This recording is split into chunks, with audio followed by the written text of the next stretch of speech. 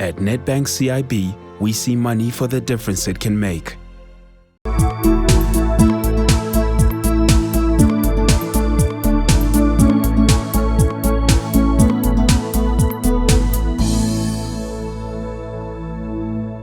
Hello and welcome to this special interview with the President of the Africa Development Bank. I am Wole Famurewa. Of course, this is part of a series of interviews and conversations ahead of the World Economic Forum holding in Davos, Switzerland in January 2017, tagged Powering Africa Dialogue Series. And of course, my guest today needs little introduction considering what the Africa Development Bank is doing on the continent with respect to energy and of course other aspects of the efforts of African authorities to tackle poverty. President Adesina, it's a pleasure to speak to you today. Always a pleasure to have you, Wole. All right, I want to take you back to January 2016 because just at the World Economic Forum in Davos, the AfDB launched what was tagged the New Deal on Energy. And I think it's a good place to start to just look back at what has been achieved so far. Can you just tell us how far that has come? Well, first, let me say that it was a great session at the World Economic Forum, and we had real political support around the New Deal on energy from governments, from international investors, and also from a lot of policymakers. Well, you know, when after I launched it at the World Economic Forum, we got to work immediately. The first thing, of course, is to make sure that we have a strategy that's approved by our board so we can spend money on it. You know, we developed that strategy, and in less than 6 months, we developed it and got it approved by our board. And the second thing is for the bank to be able to actually scale up significantly amount of investment in this sector as it should, the bank itself needed to be fit for purpose. Yeah. So the second thing I had to do was to create a whole new vice presidency complex just on power. And that makes the African Development Bank the only multilateral development finance institution that has done that. And the reason is very clear, because Africa is the only continent that doesn't really have access to electricity. So if we are going to ramp up, you know, support for power generation, power transmission, and power distribution, we as a bank need to do more than just money. We had to be fit for purpose, and so that was done. The third thing that was done was a lot of the areas that we have to invest in, whether it's in looking at, you know, utility management, whether it's in terms of structuring IPPs, whether it's in terms of power generation, power transmission, and all of that, we had to actually come up with flagship programs. We came up with 12 flagship programs, which are now fully staffed in the bank. The other things that we've actually done as a bank is that we have actually also established within the bank what is called the Africa Renewable Energy Initiative. This is the largest ever initiative to deal with renewable energy on the continent. The goal of that initiative is to produce 10 gigawatts of electricity by 2020 from renewables, and then to produce 300 gigawatts by 2030 from renewables. This is mightily supported by the G7, strongly supported by France and Germany and the European Union. In fact, the European Union is going to be putting in 3 billion euros towards that initiative. Germany is going to be putting in 2 billion euros towards that initiative. The government of France and the government of Germany have paid at least, Germany have paid $3 million to the delivery unit of that initiative, and so has also the government of Germany going to pay 2 million euros. So all that is set up in a very short period of time. But let me get to concrete some of the things that we've actually done. We've actually invested, $500 million to support different types of energy projects. And some of those projects will probably lead to about 450,000 people connected to electricity, roughly another 500 kilometers of transmission lines, and over 18,000 kilometers of distribution lines, 18,000 distribution lines all across the continent. But let me also tell you the other thing is towards the end of this year, we will have invested $2 billion in the energy sector. So I am very excited about that. One thing that we did, which is a major signature to tell you how fast we have moved, was for South Africa. As you know, for South Africa, the energy crisis was actually dipped the economic activity in South Africa. And so we rallied around support for Eskom, which is the major utility, the main utility in South Africa, in fact, the only utility in South Africa. And we did a syndicated loan facility, of an AB syndicated loan facility for $965 million. Now, that is the largest ever done on the continent in terms of AB loan syndication. The bank put in $350 million. We work with other 9 banks. All of that we have done in a very short period of time. Now, I feel tremendously encouraged by how far we are. I have just hired the new vice president over the vice presidency for power at the bank. I think we are ready to go. Right, it sounds like it's getting going. But as you look back, what would you say have been the biggest challenges in terms of rolling out this strategy, policy making perhaps? What are you seeing on the ground as you go across Africa? Well, first and foremost, I feel that the main challenge that we see is really how to develop bankable projects. It's really how to turn great ideas into bankable projects. I think that's one issue that we see. We see many countries continue challenges with regard to how energy is actually priced. And so the tariff structure in the energy sector continues to be one that we have to look at. The third one is that if you take a look at the utilities themselves, quite a number of the utilities are poorly managed. And so it's something else to develop a lot of energy, that, but you got to actually transmit that energy. But if you have loss-making utilities, that doesn't make it a lot easier. But I must say the excitement is there from the private sector to invest in the energy sector. The political will is there. So I think there are challenges that we will overcome. I mean, just to deal with the issue, for example, of bringing good projects to conclusion for being able to finance, we have an instrument that the African Development Bank helped to create. That's called Africa 50. Now, Africa 50, I chair the board of Africa 50. It's already operational. And, it's going to invest a lot in project development. And so it has 2 arms. One is project development, and the other one is project finance. And so I think this will help to bring a lot of projects to fruition. Right. And when you mentioned the inefficiency in some of the utilities across the continent today, what will be your message to the government or authorities running them today, or being responsible for them? Would you subscribe to perhaps privatization, concessioning? How do you think that can work out going forward? First and foremost, if you're in a business, you can't lose money. And so the first thing is that, the business of electricity cannot be a loss-making business. And so, if you look at many of the utilities today, the challenge that they have is that they don't even know, they don't have good metering system. So they don't know who is actually taking electricity off the grid system. The second one is, again, both technical losses and non-technical losses are extremely high. And so the thing for the utilities, and a big component of what the bank is going to actually support, is to look at how to reform the utilities.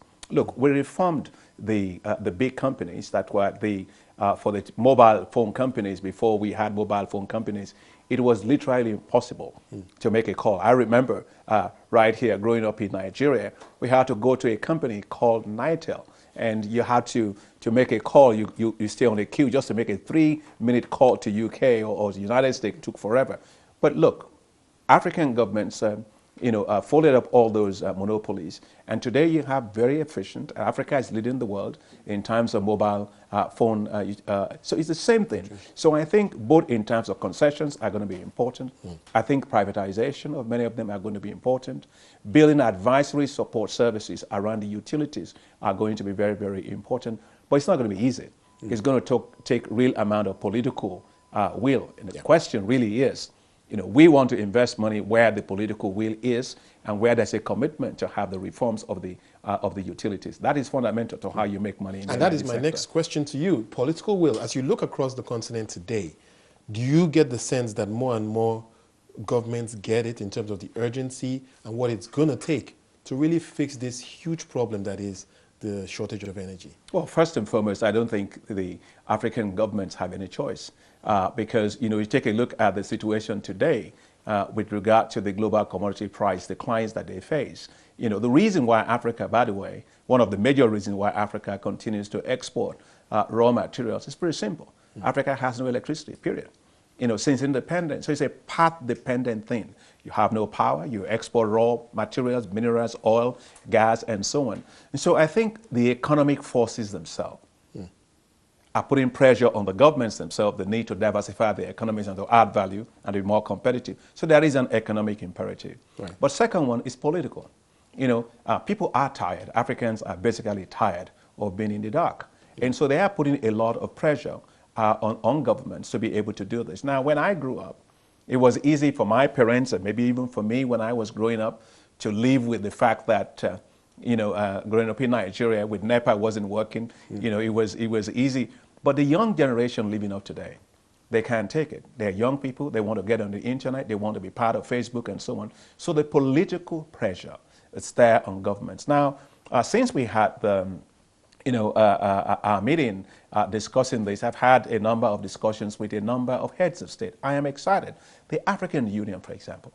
We had the African Union Commission chairperson, Madam Zuma. She told me, she said, look, on energy is one thing that in all our career, she couldn't believe that all African governments agree on it, comprehensively agree on it. And it's very easy because, most countries don't have electricity. So the political will is clearly there. I see a number of countries that are really moving hard. I see the effort being made in Nigeria to secure the gas supply systems. I see the tremendous efforts in Kenya. I see Rwanda. I see what's been done in Uganda, in Cote d'Ivoire, in Ethiopia. And I can list so many countries, including Morocco. So the political will is there. What's important right now is to translate all that into some series of investments. And so that the political will should, in essence, make the environment easier for the investors to come in and close their deals. Right. And speaking of the environment, I want to speak to the issue of de-risking the sector. Because if we are really going to see more and more greenfield projects get off the ground, the sense that investors can make a return must be addressed. And we have seen, to a large extent, not too many deals in the last year in particular, especially when you look at places like Nigeria. Your thoughts about de-risking the sector and what role the AfDB will be playing in that respect? Well, if you take a look at what has actually happened in the energy sector, I get very excited by it. The total volume of investments that have come into this sector is actually quite huge. 2014, it was roughly $22 billion. By 2015, that's $35 billion US. But the private sector that you just mentioned, if you look at 2014, there were new investments coming in was roughly $2.5 billion. But by 2016, it's roughly about $7.3 billion. So significant amount of investments are coming in. But here are where the problems are. First and foremost is that if you're going to fund early stages of project, that's the most expensive part of it. Somebody has to bear the cost. And that's where the multilateral finance institution like us and the Africa 50 can come in to help in that particular phase, where the cost is very high. You develop the project and you can sell off the project later on. The second thing to do is that some of the projects themselves are risky. Take geothermal, for example. We, as an African Development Bank, at the African Development Bank, are supporting the government of Kenya with the development of their geothermal capacity. Now, geothermal means that somebody that is buying from you, the off-taker, must be guaranteed that you'll be able to generate the heat that they need to be able to drive their turbines. And so the use of risk-sharing instruments to actually give that comfort to the off-taker is something that we are doing very well. We're doing it now with the Geothermal Development Company in Kenya. But also, if you take a look at investments such as the Lake Turkana, which is the largest wind power that you have in Africa, the African Development Bank provided close to $400 million towards that initiative. The key really, again, is how do you assure the investor that the tariff structure was going to be such that they can make their money back. And so we provided, along with others, partial risk guarantees to the investor against the risk of default by the government. But you have to also go more than that. Sometimes the investors themselves need money from banks, and it's so difficult for them to raise the money from banks. African Development Bank has partial credit guarantee schemes that allows us to support those kind of investors that go to the commercial banks to be able to raise money. So partial credit enhancement facilities work very well. Sometimes, you were talking about utilities earlier on. Sometimes state-owned government utilities may want to go and raise bonds, for example.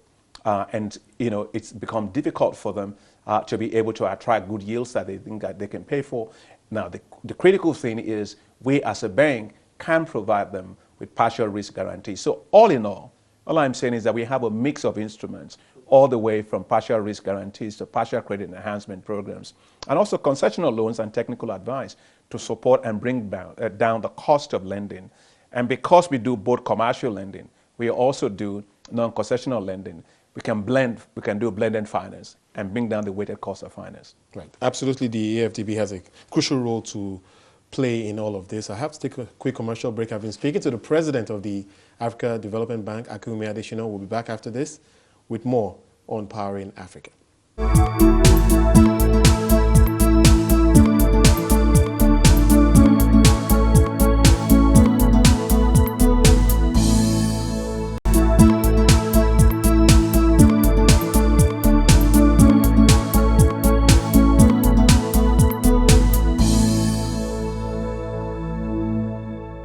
Welcome back to our conversation with the president of the Africa Development Bank, Akinwumi Adesina. Thank you so much, President, for speaking to us today. I want to move into a conversation around renewable energy, because that indeed is the future. We've seen huge success in places like Germany, and everyone talks about Africa being ripe for that.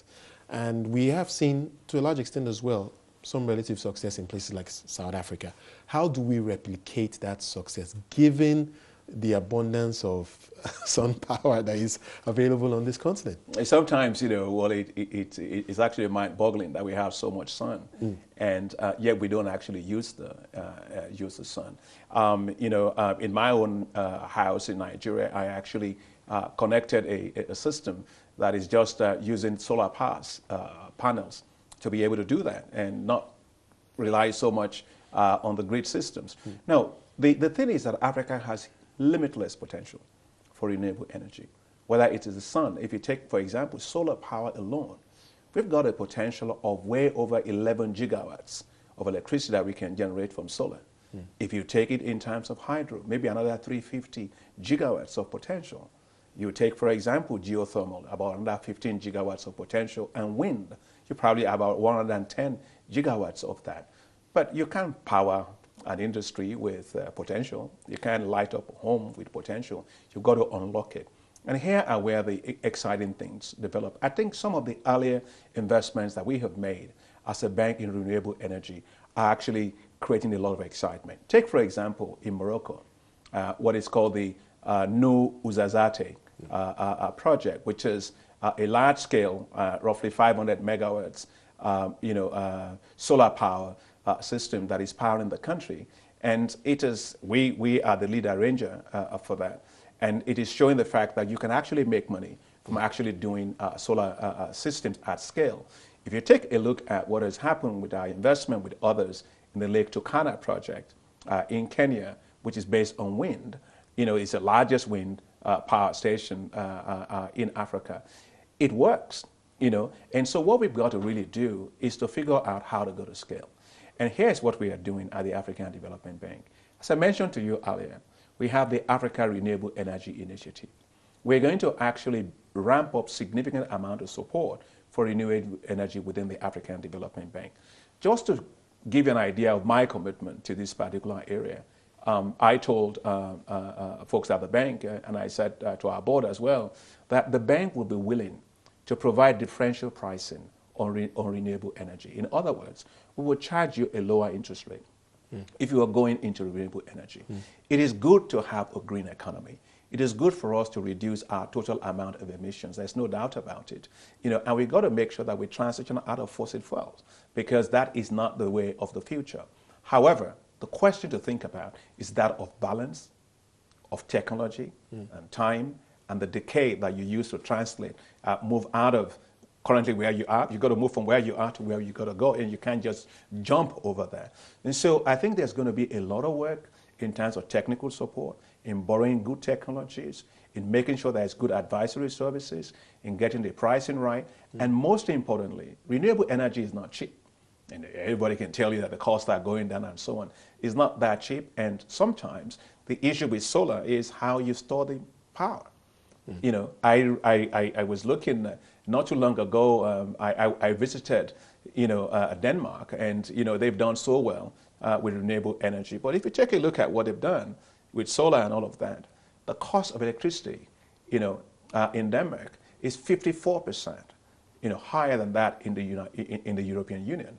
And most of the cost of the electricity that you see is not the direct cost; it's actually a subsidy cost. In other words, the consumer is paying more than they should be paying for electricity, just because it's green electricity. So there's a tax on the consumer so that energy becomes a luxury good instead of something that it shouldn't be a luxury good. But we can't afford that in Africa. So in Africa, what we need is a balance between renewable energy, and also we have a lot of gas. So we must use that gas. And in some cases, you have countries that actually have coal. And I know it's a very controversial issue. People talk about coal, but take a look at it. You look at OECD countries, close to 40% of all the energy mix of OECD countries is actually coal.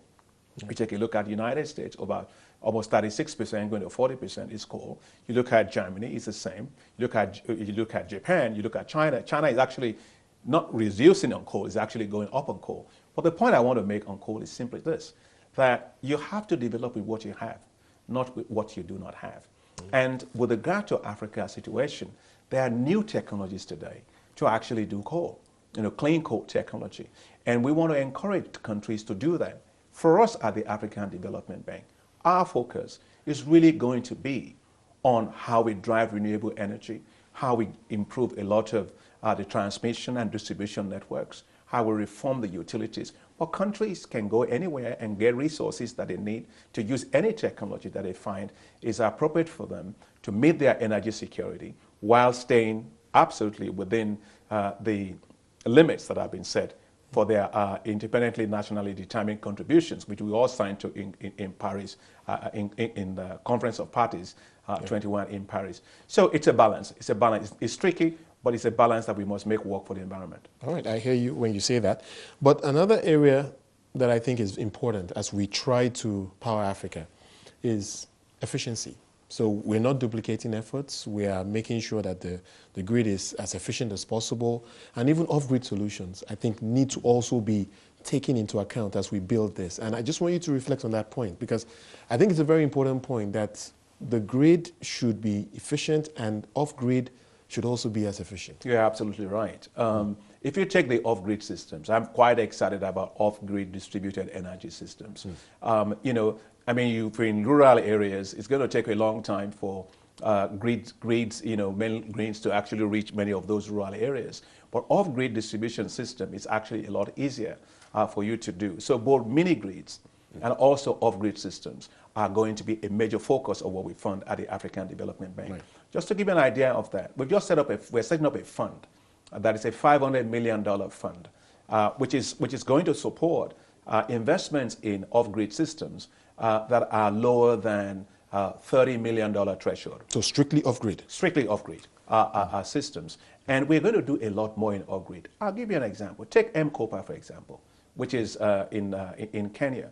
Now, M-Kopa systems allows people to buy a starter kit, and they pay a small deposit, and they eventually own the PV systems, the solar PV systems. Now, they connect 250,000 people, households, every year. And it's off the grid. It's off the grid. Now, take a look at it. I mean, they can watch Arsenal, they can watch anything that they want. Indeed. But what I want to see us do is take that to scale. What will it take, for example? We've set the goal at the African Development Bank that we want to connect 75 million people to electricity via off-grid systems. What's your target for that? Well, over 10 years over with 10 African years. countries, right. So if we're going to do that, we need to take the likes of M-Kopa that connect 250,000 people. If you do it 10 times and you replicate it 30 times, you reach your 75 million quite easy. So that's what we are working on as a bank. We've set clear targets for ourselves. This is not a joking matter because, I don't see any development unless we solve the power problem in Africa.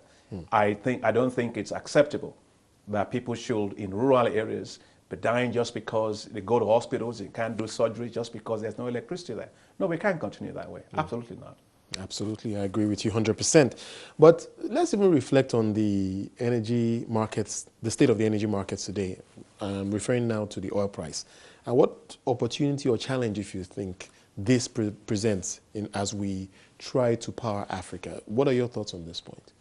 Well, when the energy prices, the price of oil actually goes down, you find that, the countries, by the way, that are, really all importing countries benefit significantly. Even if you look at the old economic trends, you see that the economic growth rate, GDP growth rates of those countries have actually improved because the cost of energy has gone down and because many of them actually rely on fossil fuel to drive in their economy. However, it has implications for what kind of technology choices you have. When you take a look at the low cost of energy, it may make it more difficult for some countries to be able to do expensive renewable energy, such as wind, which is actually much more expensive. But if you take a look at the things like solar, I think the price of solar has actually gone down significantly. I think that's clear that that is very profitable. You can do a lot of it in off-grid systems. There's no doubt about it.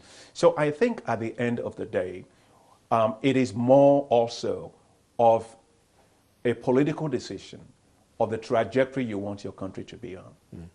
It is smart development to use what you have, to have a balanced energy mix. Because, you and I, you were moderating a panel that we had earlier today where we were talking about industrialization. Well, you can't industrialize with candles, can you? Or lanterns, you can't. You need base load power to be able to industrialize, to be able to add value to what we produce. There's no doubt about that. But at the same time, we must have an energy mix that allows us to have renewable energy as well. So there are three things that are very critical.